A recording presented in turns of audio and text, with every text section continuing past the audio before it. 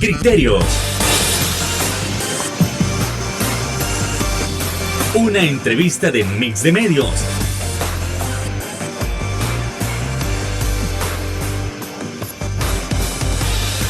Que aborda frontalmente los problemas de El Salvador con los verdaderos protagonistas y plantea soluciones.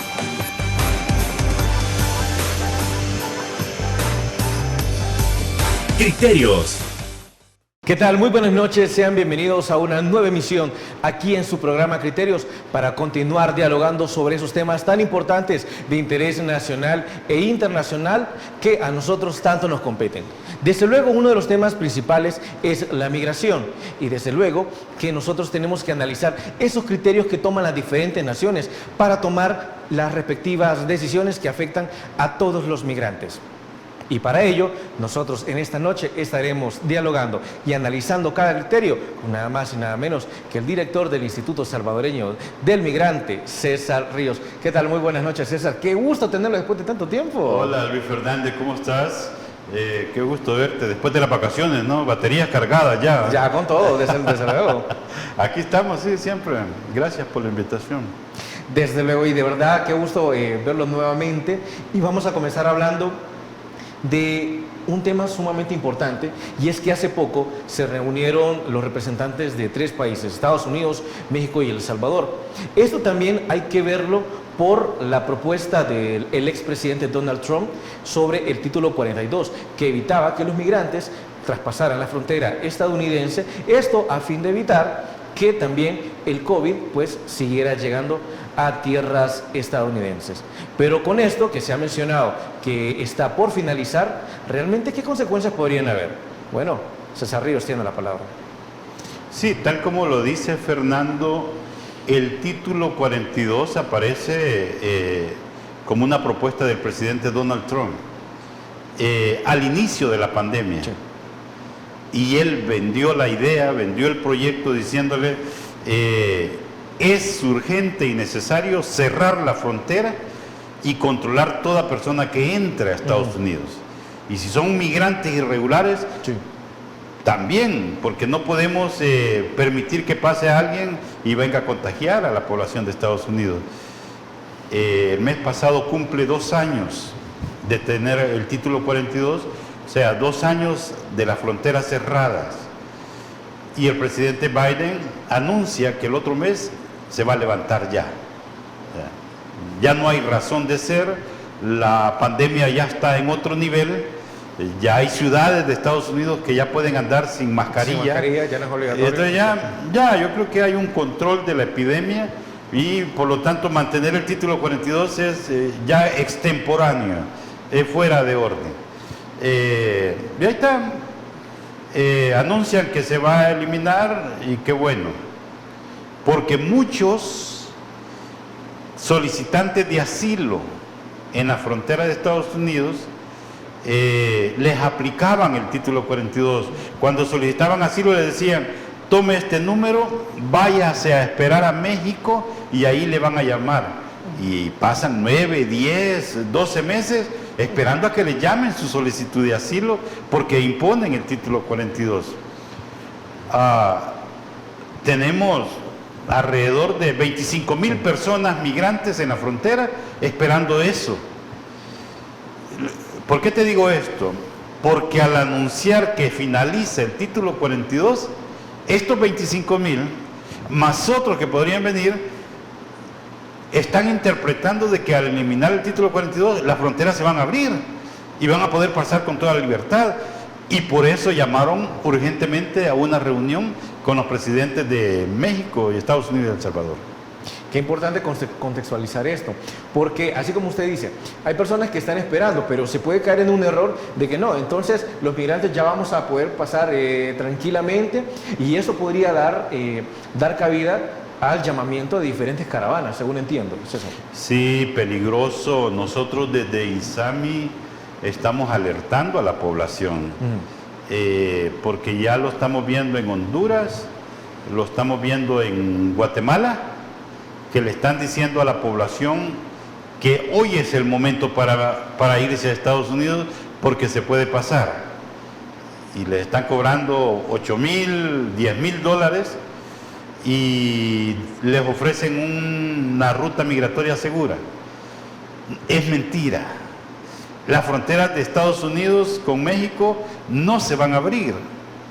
Es más, la semana pasada unidades militares de la frontera presentaron a unos perros robot que van a andar los robots en toda la línea fronteriza, detectando con sofisticados métodos a dónde está pasando una persona migrante y por dónde va y qué ruta agarra, eso auxiliado por drones.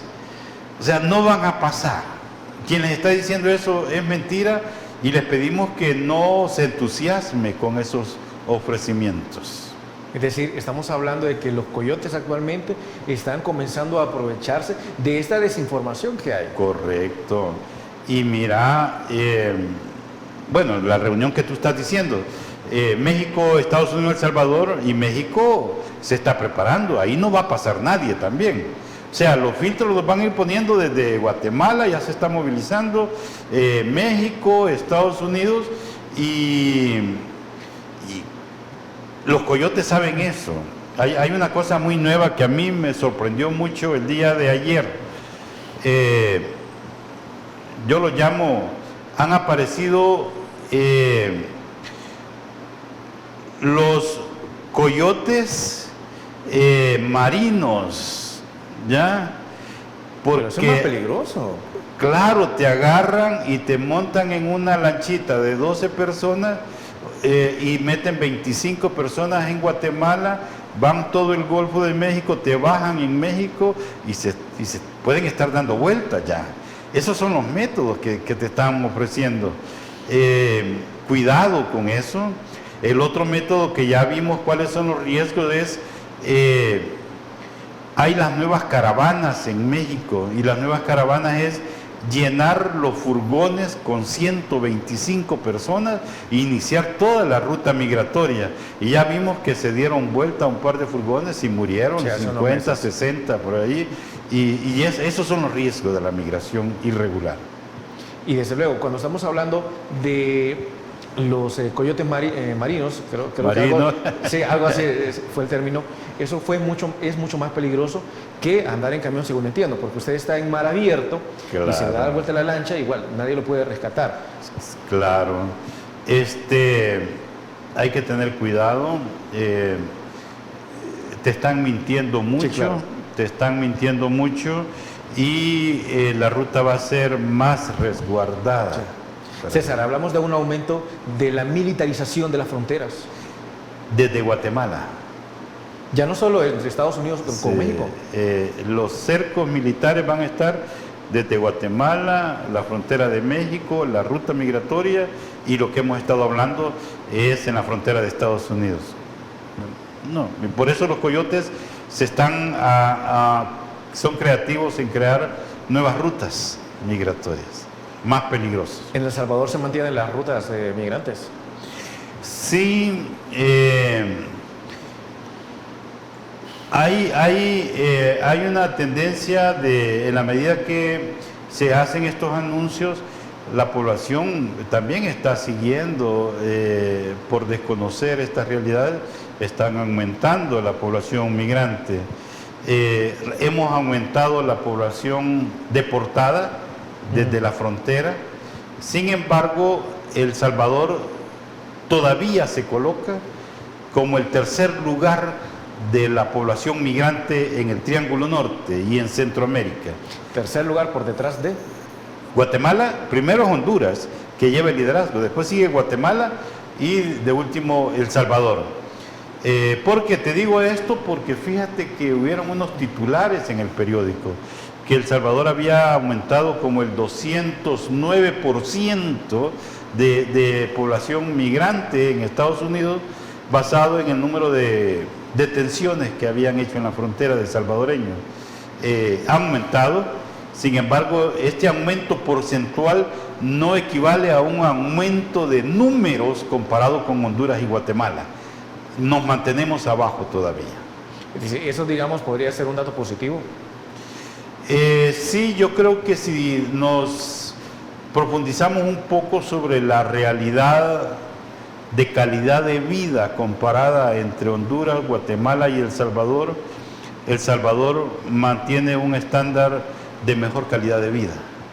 Y la pobreza es el principal factor que empuja la migración. Sí.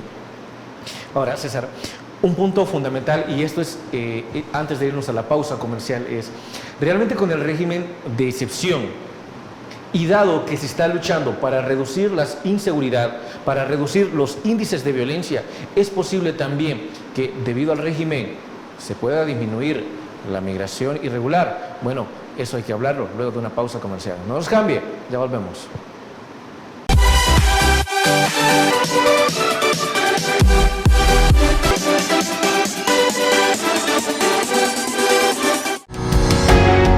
Samvar, una empresa que cree en la sostenibilidad ecológica y en la cultura de productos biodegradables en El Salvador, decididos a proveer las mejores soluciones en limpieza, porque cuidar el medio ambiente es tarea de todos.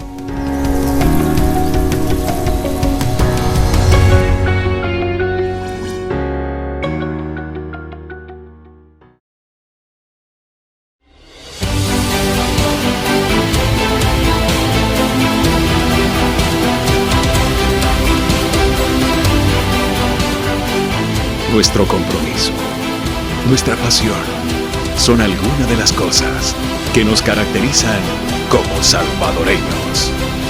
Farmacia La Buena, la farmacia de todos.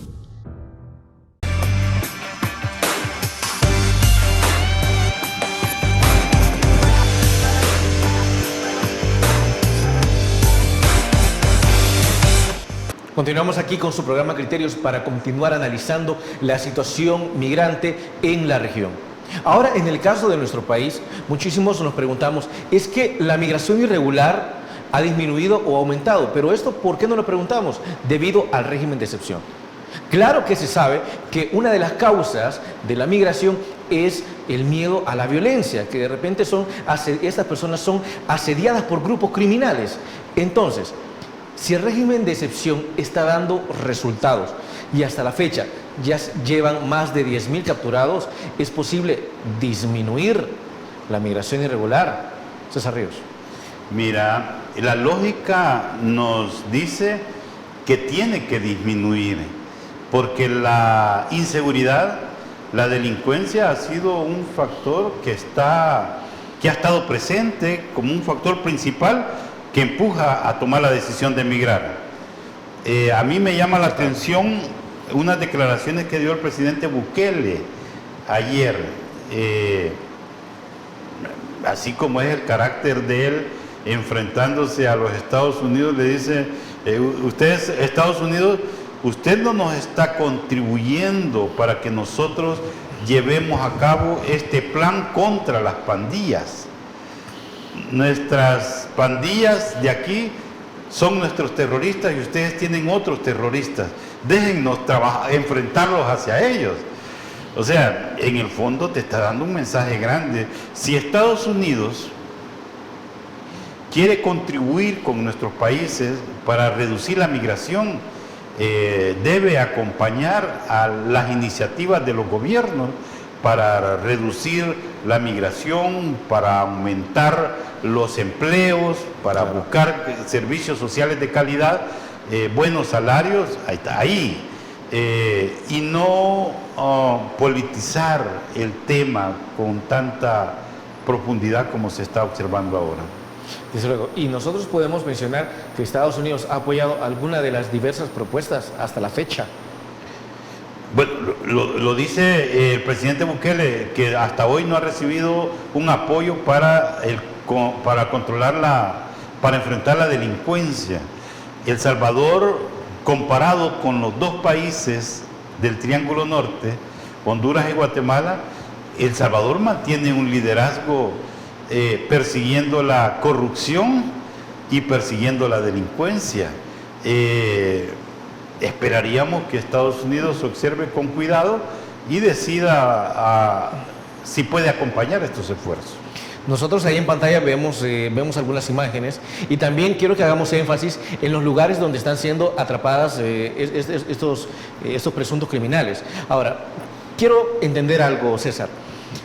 ¿Las personas van a dejar de migrar o se va a reducir esta migración irregular realmente porque se están capturando los criminales o se van a mantener porque realmente hay una razón más fuerte que es la pobreza? Mira, es que tiene consecuencias, Fernando. Si reduces la violencia en nuestro país y creas un ambiente de mayor tranquilidad, sí, seguro van a haber inversiones extranjeras directas aquí. Y al haber inversiones extranjeras te van a generar empleo. Y al generar empleo te va a generar ingresos permanentes que te va a servir para tu calidad de vida. Por lo tanto, la consecuencia es: ¿qué vas a andar haciendo en otro país, alejado de tu familia, de tu país, buscando otras cosas que puedes encontrar acá? Esa es la cadenita de acontecimientos que se pueden dar al disminuir la violencia en El Salvador. Esperaríamos que todo siga así, que siga esta lógica, pero si de repente otro escenario es de que la delincuencia se organice y responda a estos ataques, vamos a tener un ambiente muy, muy difícil, ¿no? En el ámbito migratorio, de mantenerse o digamos de ampliarse el régimen de excepción, ¿eso sería positivo para reducir la migración irregular? Bueno, como te decía, si se mantiene, van a haber más capturas, más control territorial, más áreas geográficas controladas, y vas a andar con más libertad. De seguro que se va a disminuir. Desde luego, César. Otro punto al que vamos a pasar aquí en criterios es saber precisamente cuáles son los criterios que está tomando Estados Unidos para abrirle la puerta a aquellos que buscan refugio, específicamente las y los ucranianos, porque a ellos sí, pero a ciertas naciones latinoamericanas no. ¿Cuáles son los criterios que se están tomando, César? Mira qué bueno la pregunta, Fernando, porque esta pregunta la estamos haciendo nosotros, los que trabajamos en temas de migración. Esta pregunta se la están haciendo nuestras familias que están esperando por 10 meses en la frontera sur de Estados Unidos. De repente, mira, están esperando 9, 10 meses y aparecen unos chelitos y los dejan entrar y los atienden bien. Y les digo, ¿de qué se trata esto? ¿Será que somos... nuestra población es una población de tercer nivel y hay otros de primer nivel? ¿Hay una clasificación de eso? ¿O aquí hay intereses políticos para aplicar políticas migratorias reales? Voy a un encuentro a las Naciones Unidas sobre el Pacto Global de Migración. Excelente. Precisamente este es el tema. Los países tienen que firmar un pacto para respetar los derechos humanos de toda persona donde quiera que se encuentre. Aquí, en la frontera, en la ruta migratoria, donde sea, pero no te dice la clasificación social y marginación de unos sectores. Qué pena que estamos viendo eso en la frontera sur de Estados Unidos con México. Algo muy importante, y así como usted dice, de broma en broma, pero ¿por qué entre más chelito es uno como que tiene más posibilidades de que los trámites se agilicen? O más bien, si nos vamos al ámbito regional, porque alguien que pueda venir de Europa tiene más posibilidades de entrar a los Estados Unidos por el simple hecho de buscar refugio. Es decir, allá nosotros podemos entender que entre Ucrania y Rusia hay una guerra, sí, pero en nuestras naciones la violencia impera, y no solo impera cada tantos años, impera cada día, cada semana, cada mes, y nuestras personas, nuestros nacionales, nuestros connacionales huyen hacia Estados Unidos. Entonces, realmente, ¿cuál es la diferencia, César? Sí, pues aquí hay criterios políticos. Criterios políticos. Y estos criterios políticos yo creo que están entorpeciendo los procesos de búsqueda de soluciones en el tema migratorio. Y son diferentes niveles, fíjate. ¿Qué ejemplo te puedo dar de criterios políticos en la región? La vicepresidenta Kamala Harris fue a la toma de posesión de Xiomara en Honduras y ahora Xiomara le está pidiendo si le aprueba un TPS solamente para Honduras. Imagínate lo que puede crear. Y si Estados Unidos le cede un TPS solo para Honduras, en medio de una región donde tenemos los mismos problemas, los tres países, y por qué a ellos y a nosotros no, y por qué Honduras, y por qué no El Salvador, que está dando muestra de combatir la corrupción y perseguir la delincuencia, no, y por qué El Salvador no, porque somos los que menos números de familias estamos migrando a este momento. O sea, hay esos criterios que creo que los que estamos trabajando en el tema de migración nos llama mucho la atención con aquellas promesas de campaña que hizo el presidente Biden y que todavía no las ha cumplido.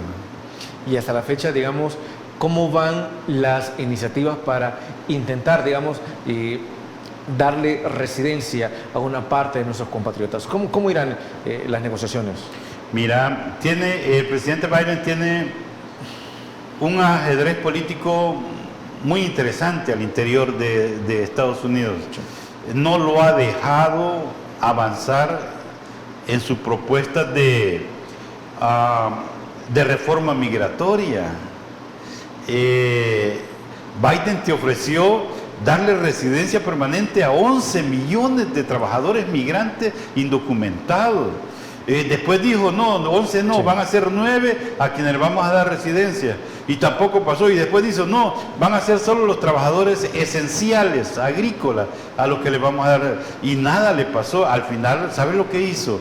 Hizo una orden ejecutiva para decir, no vamos a deportar a trabajadores migrantes indocumentados, sí, en Estados Unidos. Eso sí lo está haciendo porque lo hizo por orden, sí, ejecutiva. Claro. Vamos a irnos a una nueva pausa comercial, César. Y al volver quisiera que nos respondiera, ¿es que actualmente se siguen dando visas para ir a trabajar a los Estados Unidos o es que se han detenido? Eso, luego de una pausa comercial.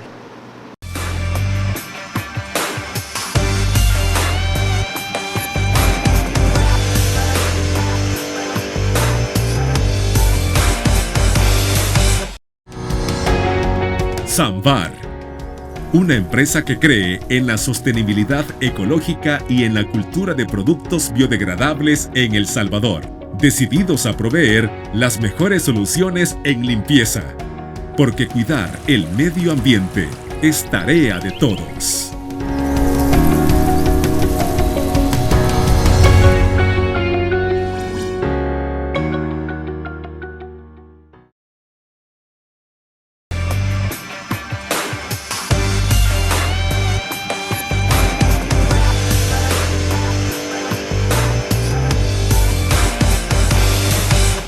Continuamos aquí en Criterios para analizar la situación migrante y ahora nos preguntamos, ¿realmente todavía muchos de nuestros nacionales tienen la oportunidad de aplicar a una visa de trabajo para laborar, digamos, en el campo de la agricultura en los Estados Unidos? Bueno, hay que seguir analizando esos criterios con César Ríos. No solamente el campo de la agricultura, Fernando, sí, y no solamente Estados Unidos. Yo creo que esto lo hablamos contigo la vez pasada, en la anterior entrevista que tuvimos. Los países, las grandes potencias receptoras de trabajadores migrantes, sí, están en un momento de recuperar sus economías después de esta crisis de la pandemia. Están aceitando su maquinaria productiva para producir y volver a ser competitivos. Pero mira qué casualidad, de que en medio de esas estrategias de recuperar las economías, se dan cuenta de que la mano de obra migrante es importante para recuperar las economías de estas grandes potencias.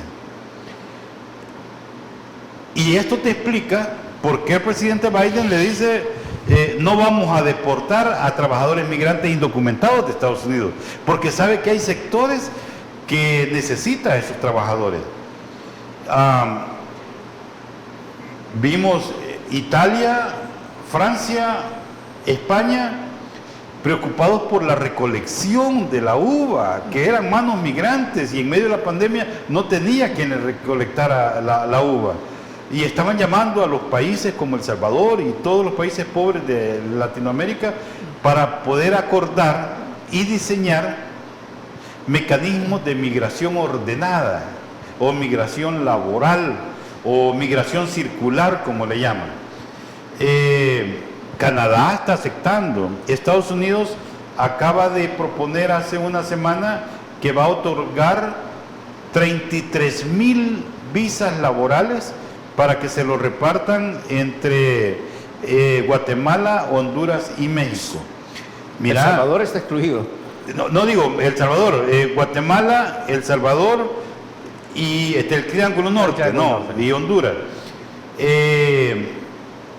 Y van no solo sectores agrícolas, hay un sector, por ejemplo, yo estaba leyendo sobre hay empresas que se dedican a limpieza de hoteles, sí, y no tienen trabajadores. No hay trabajadores para ellos, ¿no? Walmart hace una semana dijo el salario anual de los camioneros era de $55,000 al año, y hace 2 semanas Walmart dijo que les iba a pagar $112,000 más otra prestación extra, pero por favor no dejen de manejar los camiones, necesitamos trasladar la mercadería. Entonces hay una escasez de mano de obra, por lo tanto Biden dice no se deportan, pero donde vemos el problema de entender esta situación laboral es porque hay una falta de capacidad de interpretar esta realidad y diseñar políticas migratorias para la frontera. No es de tapar y cercar la frontera, es de buscar alternativas con estas personas, de tal manera de convertir una migración irregular en una migración ordenada para que vayan a dar su mano de obra y después regresan. Creo que eso es la deuda que tiene el presidente Biden en sus promesas de campaña que hizo. No ha tenido capacidad de diseñar políticas migratorias. A ver, también, César, según entiendo, es necesario nuestra mano de obra porque se sigue calificando como mano de obra barata. Y en ese sentido, para los dueños de las grandes empresas, de las grandes corporaciones en Estados Unidos, al ser mano de obra barata, pues se ahorran varios miles de dólares, según entiendo, y por eso es necesario mantenerlos. Claro, y también hay un sector migrante laboral indocumentado que por su carácter de indocumentado no le pagan la seguridad social, ¿ya? Entonces, si vamos a respaldar a esta población migrante, tenemos que estar vigilantes. Estados Unidos tendría que estar vigilante para que se aplique esta seguridad social para estos trabajadores, para que los trabajadores migrantes sean portadores de los derechos laborales donde quiera que se encuentren, porque es un derecho humano donde quiera que te encuentres. Y han habido historias tristes, hasta que te quitan el pasaporte, que si te enfermas no puedes ir a ninguna parte, cosas así que ya no caben en este momento de la humanidad. Hay que garantizar, si tú me preguntaras cuáles deberían ser las prioridades de nuestra embajadora de El Salvador en Estados Unidos, yo te diría velar por la protección y el respeto de los derechos laborales de toda nuestra población que está en Estados Unidos, como dices tú, vendiendo su mano de obra barata y creando un ambiente con un ambiente competitivos a base de no reconocer esa fuerza de trabajo. Algo muy importante que también se decía es que están diseñadas 33,000 visas para laborar. Suponiendo que en efecto sea lo humanamente justo también, y nada más para el Triángulo Norte, estamos hablando de 11,000 visas por país. Pero también, independientemente de esto, y para nuestra teleaudiencia también, ¿cuáles podrían ser como los requisitos para que alguien pudiera optar a una visa de trabajo especial en estos tiempos? Mira, qué bueno que preguntas eso, porque ya se nos estaba yendo continuar con el Ministerio de Trabajo. Tiene un call center, tiene un número de teléfono, yo no lo conozco en este momento, pero podemos averiguarlo. El Ministerio de Trabajo hay un número que puede llamar y decir, yo quiero ir a trabajar afuera del país. Y te dan una cita, te llenan unos documentos y te dicen, Cancillería de la República también te está poniendo un protocolo para que vos llegues y te registres como potencial trabajador migrante. Hay que llenarlo, ¿ya? Y ellos te van a explicar todos los requisitos, mayor de edad, con alguna capacitación, y yo creo que a todos les están exigiendo saber un nivel de inglés, ¿ya? Para poder optar a irse a trabajar.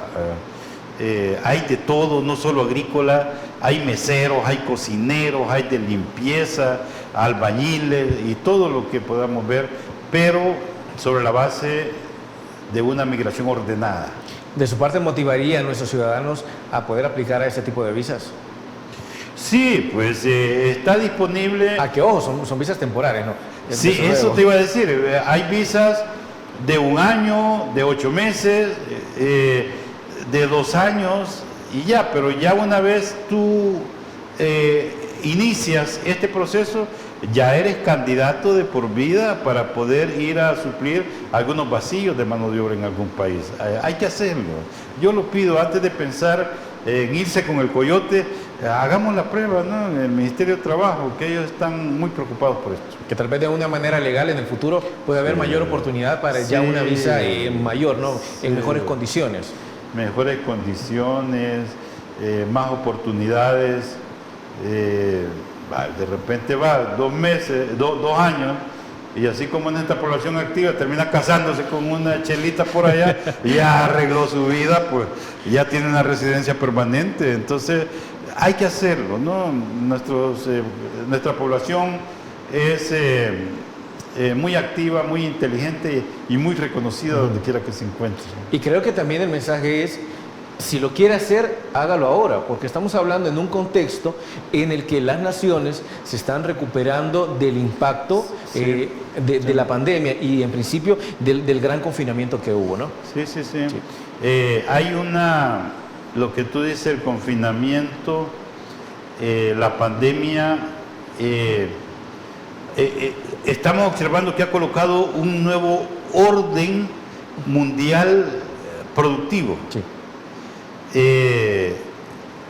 Los nativos de Estados Unidos y Canadá, la población nativa no quiere, se está resistiendo regresar a sus trabajos anteriores y lo quieren seguir haciendo desde sus casas de manera virtual. Hay una recomposición de este aparato productivo a nivel global. Pero las economías no pueden funcionar solo a nivel virtual desde las casas. Entonces están dejando los espacios libres y ahí es donde se están insertando la mano de obra migrante. Y ese es el espacio que están dejando vacío. Desde luego. César, vamos a nuestra siguiente pausa comercial. Ya volvemos para seguir hablando de este tema tan interesante.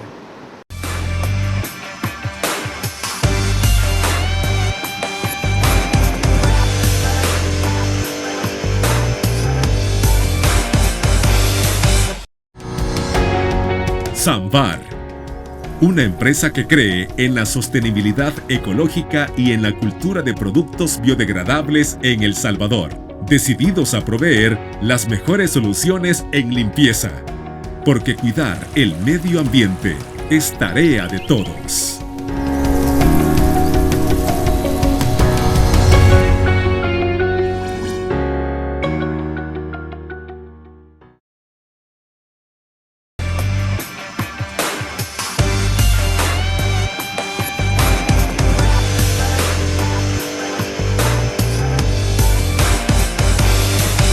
Aquí hablamos de empleos y oportunidades realmente buenas para evitar o para darles una oportunidad a aquellas personas para que piensen 2 veces si migrar o no. ¿Cómo está trabajando el Instituto Salvadoreño del Migrante para dar esas oportunidades a nuestros salvadoreños? César. Mira, tenemos una agenda desde hace 2 años en INSAMI de descentralizar una estrategia de atención a la población migrante. Teníamos solamente una oficina central en San Salvador. Ahora, en el último año, hemos propiciado alianzas estratégicas con alcaldía y tener presencia dentro de la alcaldía. Tenemos presencia en el municipio de Citalá, de Candelaria de la Frontera, de Metapán. Y te aseguro que irse a la comunidad y tener presencia ahí, hemos aprendido más de migración que estar aquí en la ciudad. Hemos comprobado que quienes entienden mejor el tema migratorio es el liderazgo político municipal. Los líderes políticos municipales, el alcalde sabe quiénes se fueron hoy migrando, quiénes son los deportados, qué gastan las remesas familiares. Ese conocimiento hay que transformarlo en el diseño de estrategias y de políticas que beneficien al municipio. Pero hasta hoy lo que hemos tenido una receta de institucionalidad que depende de arriba para abajo. Yo creo que ya no cabe esta estrategia de que la migración sea vista desde Cancillería. Cancillería es política exterior y los temas migratorios son locales. Entonces hay que recomponer eso. Y fíjate que el plan Cucatlán te identifica eso. ¿Ya? Entonces, como INSAMI estamos trabajando, te anuncio que en los últimos 18 meses hemos estado trabajando la elaboración de políticas migratorias municipales. Estamos poniendo sobre la mesa elementos para una nueva gobernanza basado en la migración. O sea, podríamos orientar a hablar de desarrollo local transnacional, porque muchos elementos del desarrollo local son transnacionales. Hay mucha influencia cultural de tus parientes, de tus amigos, que están dando un comportamiento diferente a la comunidad. Las remesas, mira, es sorprendente, 7,000 millones de dólares, igual al presupuesto nacional, supera la inversión extranjera directa, es igual a los impuestos recolectados, y eso son las remesas familiares. O sea, tiene una importancia, y esas remesas, las remesas familiares tienen una capacidad mayor distributiva, porque llegan hasta el último rincón, y esos capitales llegan a ese último rincón de las comunidades. El tema es, por ejemplo, hay contradicciones grandes en nuestro país. La zona oriental recibe más del 50% de las remesas familiares. Sin embargo, en la zona oriental te encontrás las zonas de más pobreza en el país. Y entonces, ¿cómo te explicas? El dinero fresco que entra todos los días no puede orientarse al alivio de la pobreza. Creo que aquí hay un problema de visión y de abordaje del tema migratorio y orientarlo hacia el desarrollo comunitario. Y estamos hablando de que se orienta más que todo al gasto. Correcto. Y no se le da la oportunidad de abrirle una visión a nuestros ciudadanos para que puedan ver de que con ese dinero de las remesas, digamos, pueden ser capaces de abrir un emprendimiento e instituciones como ustedes están dispuestos a apoyarlos, según entiendo. Claro, y ya no es aceptable que le digan estás malgastando la remesa o por tu culpa, solo en consumo y todo eso. Sí. Porque es muy fácil como política pública liberarse de la responsabilidad y darte a vos toda la responsabilidad de que por tu culpa no la usás productivamente. Y entonces el papel del Estado es ser facilitador para que tú protegerte tus intereses y no dejar que te invadan una presión de consumo. Diseñar una banca de desarrollo, donde la remesa se convierta en un instrumento para alcanzar productos financieros de acuerdo a tu necesidad. Pero no, ¿y qué tenemos ahora? Casi el 60% de la remesa te la pagan en efectivo, y la agarras en efectivo y te la vas a gastar. ¿Y por qué no le obligan a la banca que le abren una cuenta bancaria?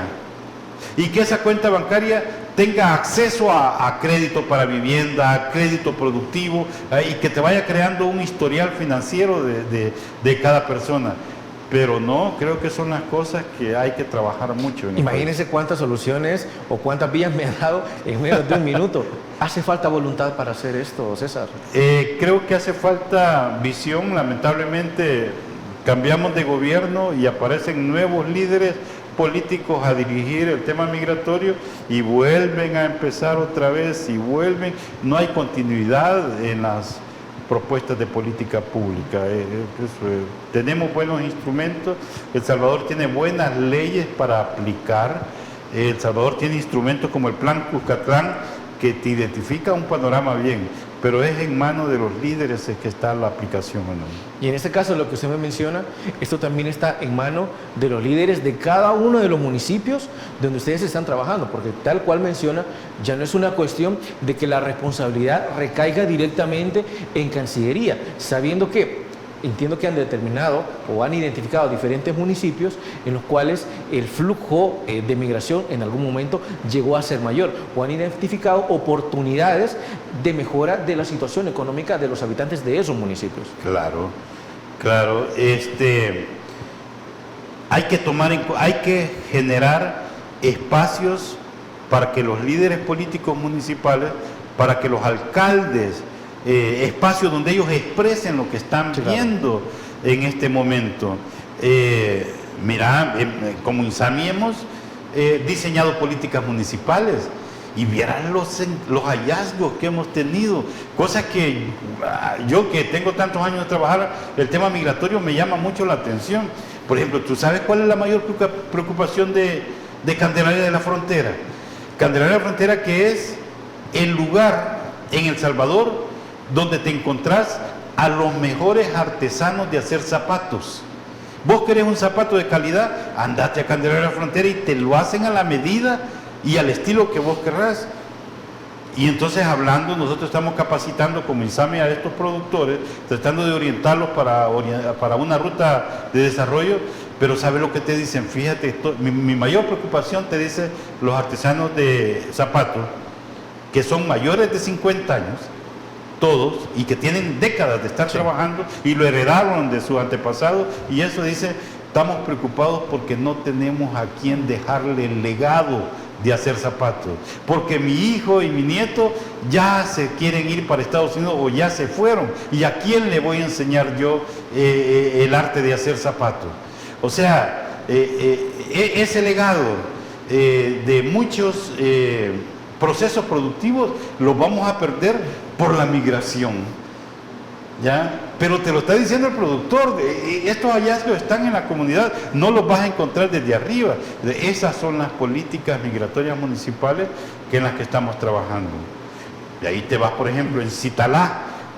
Tú sabes que en Citalá te encuentras los mejores y más grandes tomates de El Salvador. Buena producción, te vas a la montaña, buena producción, pero cuando te vas a revisar, los niveles de pobreza de la comunidad son grandes. O sea, esa producción de tomate le sirve exclusivamente al intermediario. Y la política migratoria del municipio debe ser recomponer esas relaciones comerciales para que los mayores beneficios queden en el municipio y no para un extraño que llegue solo a comprar. Esas son políticas migratorias municipales. César, vamos a seguir ampliando con el tema, pero no sin antes irnos a una nueva pausa comercial. No nos cambie, ya volvemos.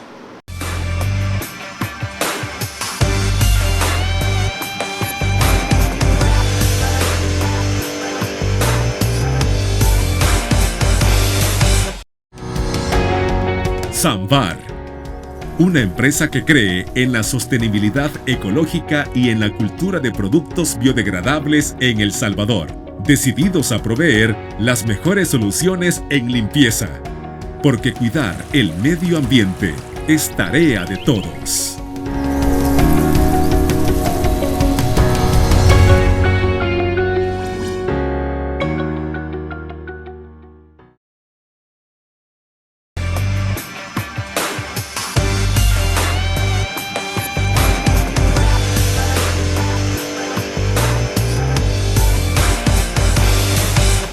Ya en el bloque anterior estábamos analizando parte de lo que hace el Instituto Salvadoreño del Migrante para ayudar a diferentes ciudadanos de Candelaria de la Frontera y otros municipios como Citalá, es decir, para tratar de darles una oportunidad y que piensen 2 veces antes de emigrar. Pero es que en realidad las propuestas, en efecto, están funcionando al conocer los determinados problemas que ya hemos analizado. César Ríos. Sí, lo que yo te decía, ir a la comunidad y pararse allá, dormir una semana ahí, te das cuenta de cosas grandes. También en INSAMI tenemos una atención integral, así como vemos la parte empresarial, tenemos un área muy desarrollada, es el tema de salud, y la estamos llevando hacia población, familias deportadas, ¿ya? Tenemos gente que ha vivido 30 años en Estados Unidos y los 30 años se dedicó a trabajar, sí, día y noche, y hasta se le olvidó enfermarse. Y cuando los deportan, les vienen a aparecer unas enfermedades, ¿no?, que habían tenido cargados, pero por la preocupación de sobrevivir en Estados Unidos. Tenemos esas patologías interesantes para presentarlas en el Ministerio de Salud, para que juntos elaboremos. El papel de INSAMI no es reemplazar al Ministerio de Salud, sí, claro, es apoyarlo. Así es que si nos están escuchando población y familias deportadas o retornados voluntarios, pónganse en contacto con INSAMI, búsquennos en todas las redes sociales, llamen por teléfono y hagan una cita, y tenemos muchos programas para apoyarlos. César, también entiendo que ustedes han abierto unas oficinas de empleo o de empleabilidad en estos municipios. Sí, estamos capacitando en este momento a las alcaldías, a personal de la alcaldía, para que dinamicen la captación de necesidad de trabajo, de necesidad de mano de obra, sí, y oferta de mano de obra. Las empresas quieren contratar y no saben a dónde encontrar a los trabajadores, y lo que tenemos muchos son los trabajadores, y hemos creado un mecanismo donde encontramos la oferta y la demanda laboral. Y en efecto está funcionando. ¿Qué es lo que está opinando la gente de estas oficinas? ¿Está llegando? Sí, fíjate que por lo menos abres una posibilidad más, por lo menos proporcionas un elemento más para que la búsqueda de soluciones que tienen individualmente no sea la migración como la única alternativa, sino presentar otras alternativas. Y creo que lo estamos logrando muy bien, y el secreto ha sido coordinar 100% con los gobiernos municipales. ¿Y los gobiernos municipales han estado de acuerdo en darle seguimiento a este gran proyecto? Sí, yo creo, mira, Fernando, y te invito para que un día hablemos sobre gobernanza municipal, con todo gusto, sobre políticas migratorias municipales, y traemos a los alcaldes y hablamos, hacemos una tertulia con los alcaldes para que nos digan. Creo que INSAMI ha propiciado una reflexión colectiva municipal y nos está llevando a tener una comprensión más real del fenómeno migratorio. Con todo el gusto del mundo, y entiendo que este gran proyecto es coordinado, es decir, no se puede trabajar meramente con la gente, no se puede dejar a las alcaldías de lado, y tampoco se pueden dejar a aquellas instituciones que están intentando trabajar para darles una segunda oportunidad u otras alternativas. Es decir, es un esfuerzo coordinado, según entiendo, César. Sí, tenemos nuestro aliado principal, que es Ayuda en Acción. Trabajamos con el Comité Internacional de la Cruz Roja. Sí. INSAMI formamos parte del Comigrante, del Consejo Nacional para las Migraciones, y creo que nuestro trabajo se fundamenta en aplicar una estrategia de alianza, y ahí vamos avanzando. El papel que ustedes hacen como medios de comunicación es importante para la labor que estamos haciendo y para dar a conocer nuestros avances. César, se nos ha terminado el tiempo para este tema tan importante, pero estoy sumamente agradecido de que usted haya aceptado nuestra invitación. Muchas gracias, Fernando, con mucho gusto, cuando quieras, estamos siempre disponibles. Y te puse temas ahí, ¿verdad?, que quedan pendientes en la agenda. Desde luego los tomaremos en cuenta para seguirlos analizando en otra ocasión. Y a ustedes, amigos y amigas televidentes, gracias por habernos acompañado en esta noche, y recuerde que, como siempre, en toda materia, en toda área, el criterio más importante lo tiene usted. Que descanse. Criterios. Una entrevista de Mix de Medios.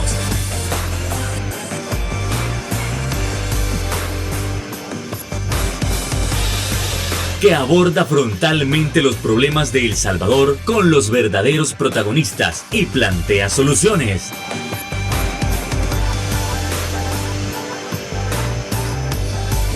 Criterios.